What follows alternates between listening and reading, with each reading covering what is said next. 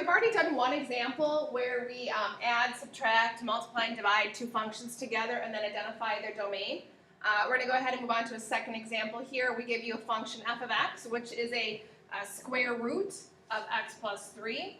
And then we give you another function, the square root of x minus 2. And the operation we want to do is we want to add these two functions together and then identify what is the domain when we add these two functions together. Okay? I'm going to go ahead and show the work. F of x plus g of x is adding these two functions together. Now, these are not considered like radicals, so we can't go any further in simplification of those two functions or those two radicals. If we multiply them, then we could. All right. So now the domain of f plus g is a set of all real numbers for which they are common. Is there any domain restrictions that can't work? So if we think about them individually, here is the first function f of x. If you imagine, this has to be a positive number when we're done. This has to be greater than or equal to 0. So the domain restriction is anything greater than negative 3 or including 3 would work. If I plug in, let's say, for example, negative 4 into that function, negative 4 plus 3, when we square root it, we get negative 1. Uh-oh, we get an imaginary number, a complex number. So anything smaller than negative 3 would be a non-real solution. So we do have a domain restriction for the first function as negative 3 to infinity. All right, let's head over to g of x function. G of x also is a square root of x minus 2.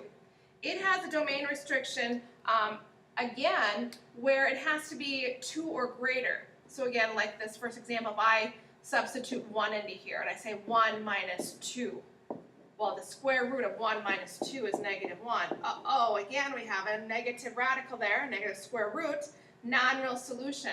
So this has a domain restriction of 2 to infinity. So now when we add these two functions together, we have to take those domain restrictions into play. Well, the first one, it has to be, think about our number line here. Here's negative 3, here's negative 2, negative 1, 0, 1, 2.